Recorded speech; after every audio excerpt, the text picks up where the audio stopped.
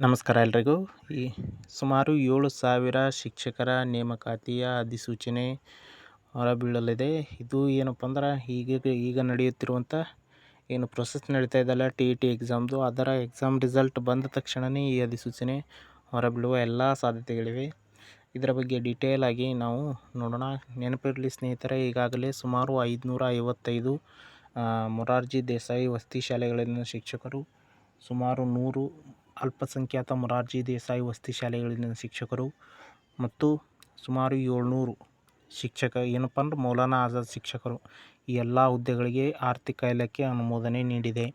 ಅದರ ಜೊತೆಗೆ ಈ 7,000 ಶಿಕ್ಷಕರ ನೇಮಕಾತಿಯು ನಡೆಯಲಿದೆ.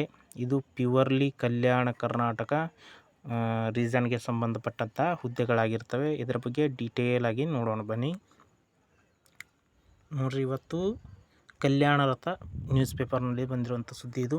ಕಲ್ಯಾಣ ಕರ್ನಾಟಕ ಸರ್ಕಾರಿ ಶಾಲೆಗಳಲ್ಲಿ 19,865 ಶಿಕ್ಷಕರ ಕೊರತೆ ಅಂಥೇಳಿ ಕಲ್ಯಾಣ ಕರ್ನಾಟಕ ಏನಪ್ಪ ಅಂದ್ರೆ ಕಲ್ಯಾಣ ರಥ ಪೇಪರ್ನಲ್ಲಿ ಬಂದಿದೆ. ನೋಡಿರಿ, ಇಲ್ಲಿ ಮಾನ್ಯ ಆಯುಕ್ತರು ಹೇಳಿರುವಂಥ ಸುದ್ದಿ ಏನಪ್ಪ ಅಂದ್ರೆ ಅವರು ಏನು ಹೇಳಿದ್ದಾರೆ ಅದು ಬಹಳಷ್ಟು ಇಂಪಾರ್ಟೆಂಟ್ ಆಗುತ್ತೆ ಈ ಪೇಪರ್ನಲ್ಲಿ. ನೋಡಿರಿ, ಮಾದರಿ ನೀತಿ ಸಂಹಿತೆ ಅವಧಿ ಮುಗಿದ ನಂತರ 371J ವ್ಯಾಪ್ತಿಯ 7 ಜಿಲ್ಲೆಗಳಿಗೆ ಸೀಮಿತವಾಗಿ 7,000 ಖಾಯಂ ಶಿಕ್ಷಕರ ನೇಮಕಾತಿ ಪ್ರಕ್ರಿಯೆ ನಡೆಯಲಿದೆ. ಈಗಾಗಲೇ ಸರ್ಕಾರದ ಹಂತದಲ್ಲಿ ಈ ಖಾಯಂ ಶಿಕ್ಷಕರ ನೇಮಕಾತಿಗೆ ಅಧಿಸೂಚನೆ ಹೊರಡಿಸುವ ಪ್ರಕ್ರಿಯೆ ನಡೆಯುತ್ತಿದೆ. ಅಲ್ಲದೆ ಪ್ರಸಕ್ತ ವರ್ಷ ಅತಿಥಿ ಶಿಕ್ಷಕರ ನೇಮಕಾತಿ ಕುರಿತು 2 ವಾರದಲ್ಲಿ ಸರ್ಕಾರ ಅನುಮತಿ ನೀಡುವ ನಿರೀಕ್ಷೆ ಇದೆ ಅಂತೇಳಿ ಬಂದಿದೆ.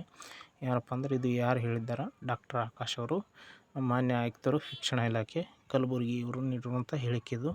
ಅಂದರೆ ನೋಡಿ ಸ್ನೇಹಿತರೆ, ನಾವು ಈ TET ಏನು ಜೂನ್ 30ಕ್ಕೆ TET ನಡೀತಿದೆಯಲ್ಲ, ಅದರ ರಿಸಲ್ಟ್ ಬಂದ ತಕ್ಷಣವೇ ಈ ನೇಮಕಾತಿ ನಿರೀಕ್ಷೆ ಮಾಡ್ಬೋದು ನಾವು. ನೋಡ್ರಿ, ಎಷ್ಟು ಹುದ್ದೆಗಳು ಖಾಲಿ ಇವೆ. ಬಳ್ಳಾರಿಯಲ್ಲಿ 448, ಬೀದರ್ನಲ್ಲಿ 338, ಕಲಬುರಗಿಯಲ್ಲಿ 469, ಕೊಪ್ಪಳದಲ್ಲಿ ಅತಿ ಹೆಚ್ಚು 538, ರಾಯಚೂರು 856, ವಿಜಯನಗರ 380, 671, ಯಾದಗಿರಿ ಇಷ್ಟು ಹುದ್ದೆಗಳು ಪ್ರೌಢಶಾಲಾ ಹುದ್ದೆಗಳು ಖಾಲಿ ಇವೆ. ನೆಕ್ಸ್ಟು ಪ್ರಾಥಮಿಕ ಶಾಲಾ ಹುದ್ದೆಗಳು ಕೂಡ ಎಷ್ಟು ಖಾಲಿ ಇವೆ. ಬ್ಲರ್ ಆಗಿದೆ, ಸರಿಯಾಗಿ ಕಾಣ್ತಾ ಇಲ್ಲ. ಇನ್ನೊಮ್ಮೆ ನಾನು ನಿಮಗೆ ಈ ವಿಡಿಯೋ ಮಾಡಿ ಹಾಕ್ತೀನಿ ಇದ್ರ ಬಗ್ಗೆ.